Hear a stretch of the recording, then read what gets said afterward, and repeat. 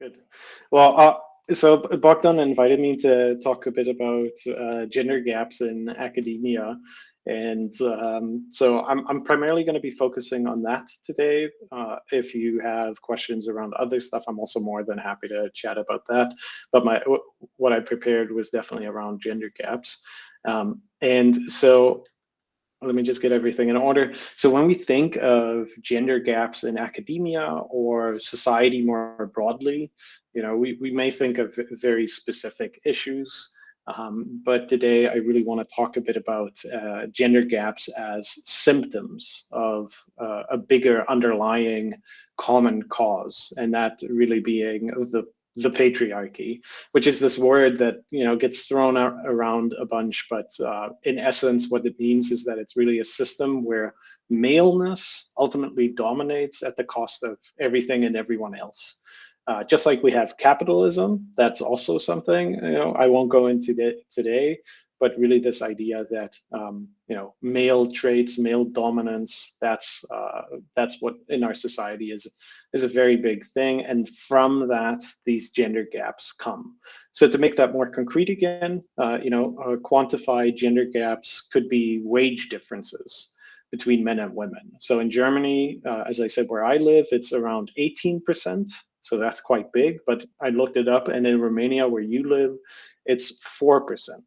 So, that's a very substantive difference, but that's a quantified gender gap we can think of. And then another concrete gender gap, more specific to academia, is around the attrition of women throughout the career ladder. So despite almost being 50-50 at the stage of students, so 50% men, 50% women, the gender gap tends to widen over the course of a career. And at the end of the career ladder, there's actually only there's 3 men for every 1 woman professor. Of course, that varies across countries, but to give you a sense, I just wanted to share a specific slide, like an image here,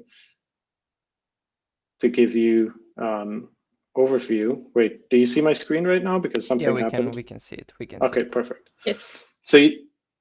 So you see on the left, the green bar is women, and then the blue bar is men. So you see all the way on the left, there's for students almost this 50-50, and you pretty much see this sort of crossing all the way to the right when it's full professors, and it just keeps getting worse and worse over time.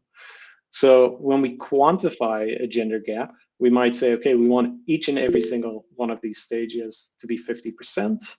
But then, even if we get there, like, why would that be equal in that sense? Would that close the number gender gap, or would we really go beyond that as well? And I want to talk a bit about that today. Uh, but I wanted to show you this diagram because I always find this very powerful, where you really see these lines start diverging over the course of this career. And I think this is really symptomatic of much bigger problems in academia overall. So let me see. So if we resolve that gap, would it mean that maleness has been overcome in academia, or can it be that maleness also spills over into, for example, if we have 50% full professors for both men and women, would it maybe be that we get queen bee behavior in the women who become full professors, adopting these very masculine traits to sort of be super assertive, to be ruthless and competitive around that as well. And that also immediately leads to this question of, if we eliminate these quantifiable gender gaps, do we really resolve the issues that underlie it? Another concrete gender gap is, for example, the percentage of board members that aren't men. The European Union now said, okay, in 2026, we want 40% of all board members to be non-male. But will that again mean that the behaviors will be less male too? So what is required of women or transgender folk to become a part of those boards? What are sort of the initiation rituals to get there. So to really highlight this idea that the gender gap goes deeper than just the identity, it really goes to also the behavior that people showcase. And we internalize this power mechanism into how we act and what we believe is right. And I speak from my own experience, but there's plenty of internalized sexism going around as well. So what I'm trying to hint at here is we have these gender gaps, and they can be super helpful in quantifying the differences. But when there aren't numeric differences, it doesn't mean there are no more qualitative differences. And I think this is, I'm a statistician, so I very much like numbers, but this is something really important to remember, because otherwise we might say, okay, it's 50-50, we're done, let's carry on and just keep it at this stage. So really this idea of, are people able to be who they are in the spaces where they're now in, or are they still conforming to some expectations of gender stereotypes? And this is really where I'd like to also introduce this theoretical concept from gender studies, which is from the late 80s, and it's called doing gender. And in this concept, uh, gender is really seen as nothing but a social performance. So we construct our gender by how we behave, just like an actor might construct their character in a play. We might have, our gender is constructed by the way we behave. So we get assigned a certain sex at birth, but that only assigns us with the expectation of that role. So when we start saying, oh, we're expecting, is it going to be a boy or a girl? That's already where this role play sort of starts by the gifts that people get, the pink or the blue, all of this stuff. And so when we say somebody's being assertive, we, through this gender stereotype, we might imagine a man in our head, or at least the stereotype way. And if we say somebody's caring for another person, we may be more likely to imagine a woman, because that's what we assign to this role. So the act of caring for somebody, the doing of that, makes you more feminine, more gendered in that direction, and the assertiveness goes in the other direction. And likewise, in academia, we have this act of doing gender, or as I see Madalena in the chat, gender as a verb, right? To gender is definitely something that we do.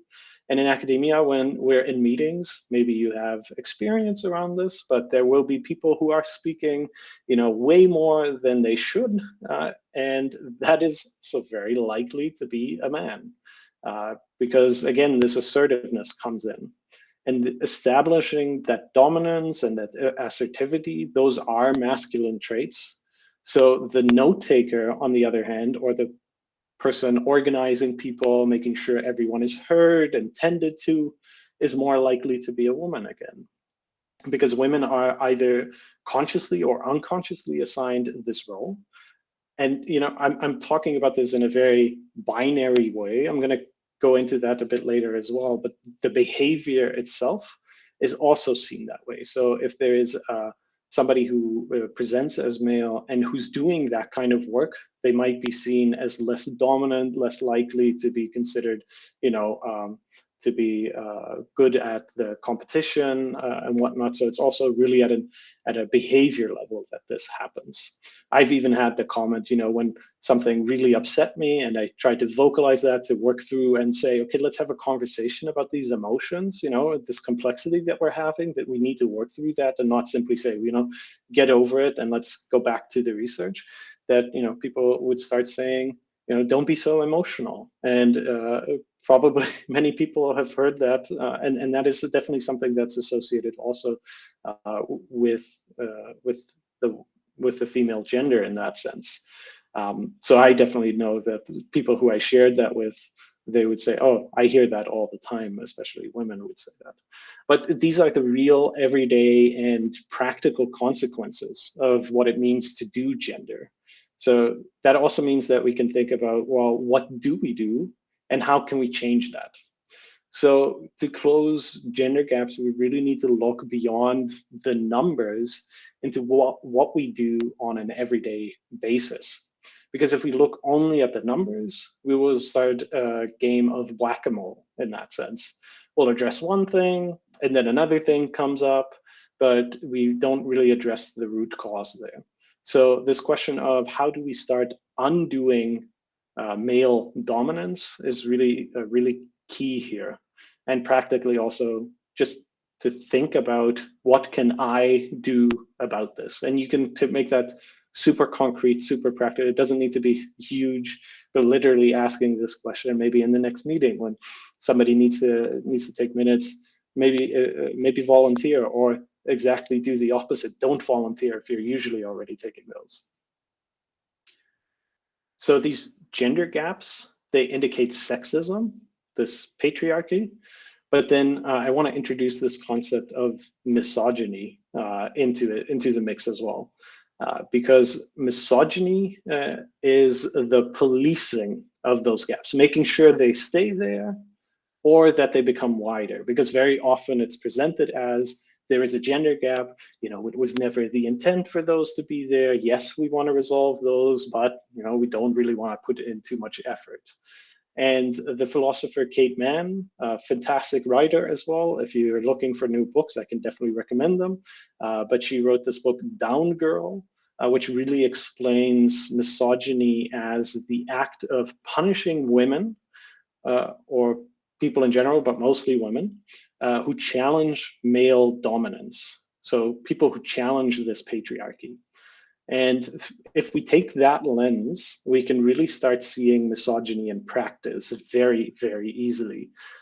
Because if we take, for example, the history of Me Too in academia, the time where many victims of sexual harassment finally felt capable to speak up about these horrific things that happened to them, of varying degree. But we had a lot of male professors, which again, there's more male professors, they have power, so they're more likely to also be the harasser in this situation. But they would say, okay, as a result of all of these discussions, I'm no longer going to supervise or meet with women, one-on-one. Whether they ended up doing it, I don't know, but they at least said they were. So the idea here being that they wanted to prevent sexual harassment allegations, ultimately against themselves. And if we really, go into this a bit, it's not a genuine concern about women's well-being. Because if you're genuinely concerned, you would listen to women and ask, like, what can we do to improve without getting defensive about it and centering your own experience there. So within Kate Manne's framework, if we think about misogyny as the punishment of challenging male dominance, professors denying supervision to women is really easy to link up there. It's the punishing of individual women for women as a whole speaking up about sexual harassment. And indeed, by doing this, you deprive them of learning opportunities. And this is really a way to either reinforce this gender gap again, and to also reinforce the gender gap of who is allowed to speak out against injustice. Because we have a lot of very well-known male whistleblowers who get a lot of support. But then you can also flip it around, and why wouldn't women be able to speak out against injustices as well? Because it's very dangerous in that sense. Because we saw with Me Too, that also means that these things will be spoken out against. And also another example in this scenario is that last week there was a professor in the Netherlands, Professor Suzanne Teuber. She was legally fired from their university for raising concerns regarding social safety there. So this is both in terms of racist behavior, but also sexist behavior. And the university said that as a result of calling these things out and trying to address them, they disrupted the employment relationship. So they punished them by firing them. So that's, again, this form of misogyny really in practice. So we have this idea of, gender gaps are symptoms. misogyny is a way to sort of police that they stay there or become bigger. And then we also can talk about gender gaps as a whole, where we often get stuck in this binary man, woman, and we can ask this question, what about everyone else? So if gender is the social performance, if we do gender, then that means we're also not restricted to just man, woman. Uh, and we've seen this in the past decades, and it's been around much longer, of course, but the prominence has increased that we can generate new roles and new genders. So this is where very often the discussion around, at least the academic discussion, breaks down around gender gaps because it's not being quantified. Anything that goes beyond this binary isn't really being quantified. So we can talk about transgender people, non-binary people. They really struggle by even starting to perform that role that would uh, make them real, so to say. They can't do their gender because of that policing going on. So, for example, I experience it almost every day. Forms, you have to fill out, and you need to fill out your name, and they just say man, woman. Doesn't say anything else. We saw very similar behavior here in Germany, probably elsewhere as well, that they wouldn't have options for women to indicate that they had a PhD because outrageous. That's not possible. The form wouldn't allow it. And I also, for example, get letters with "Dear Sir" when I've never even disclosed that I'm a sir or a madam or anything else. And this pressure is really in there. The policing of gender and name are intertwined. That's really something that we have on a day-to-day basis. And academia has a very big problem with gender beyond the binary as well. So when people want to redo their gender, so they're really erased, ignored, or punished, which completely undoes it. And we could take, for example, really the issues of research on gender. So we talked about these gender gaps. We had this nice graph before, and it was really just this binary. And it's good that we have a lot of research on how to study and quantify these gender differences to help identify these gaps, which is in a way a good thing. But to do that, we as researchers, or not we per se, but researchers in general, they have to determine the gender to be able to say, okay, we have a salary. Who does this belong to? Man, woman, and you could even say, okay, what other genders maybe, but you can't do that without asking people to self-disclose what their gender is, except if you resort to simply assigning it for them. If somebody tells me, Chris, you're a man, uh, they can say that. Doesn't mean it's true, but if gender is a social role, assigning it is also an act of that male dominance again. I just assert that this is what it is, and hence it becomes real in those studies. So people take that authority to assign it. And that's what a lot of these studies really do. They assign the gender. You always have to dig into these methods to see how they do it. Uh, there's plenty of people who now use algorithms to pretend that they can get an objective gender assignment, really hiding behind these statistics and these complex machine learning models. My name is Chris, so I'm more likely to be a man because most other people named Chris identify as a man. And there in these algorithm isn't really even an option for the outcome to be anything else than that binary. So non-binary or trans or anything else isn't even coming out of these algorithms. And the research then only identifies gender gaps between men and women, creating a much too simple model of the complexities of the differences that are taking place. So what are the more complex gender gaps? Those that go beyond this binary and allow us to really understand more deeply this interaction between identifying with the sex you're assigned at birth, which also called cisgender, and then anything else, being trans in that sense. And by assigning this gender as a binary, it also reinforces it to stay in that. So we see in a way that, if we talk about traditional household, a traditional household, it is really focused on these, the man and the woman and all these like role assignments, which I find horrendous. But by really constructing the research and assigning these genders, it also really forces it to stay in that. So as a result, we don't even get to see the gender gaps that go beyond the binary. And let alone can we truly start addressing how this male dominance limits gender equality beyond the binary either. So all to say, I know my time is limited today, so I'm going to start wrapping up. But all to say that these gender gaps are real, yes, and removing gender gaps in the numbers doesn't necessarily remove the gender gaps in practice. So we live in this male-dominated society from, male-dominated by people, but in more modern days, it becomes much more subtle.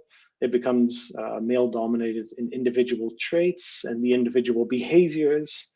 So even when we have closed gender gaps in the numbers, we will just go to the next phase. In that sense, the problems just become harder to see and to address. And the Secretary General of the United Nations said a few weeks ago, if we really just look at this number aspect of gender gaps, it will take us another 300 years to reach gender equality at the current pace, right? In this binary world. But that's only the numbers in the binary system. And if we would say, okay, what would it take to get to gender equality beyond the numbers and beyond the binary? It might just take us another 3,000 years at this pace. So what I would also like to encourage us here today is to take this message and say we need to start picking up the pace really, really quickly, struggle for it harder, and to also, increase the frameworks that we have to understand what is happening. And I think stuff like doing gender, seeing the punishment and the policing of gender roles as a big part of how we try to address these issues. And I think only through that will we really be able to pick up the pace and make sure that maybe in 30 years we'll make much bigger leaps than the Secretary General of the United Nations now says we're at. So thank you.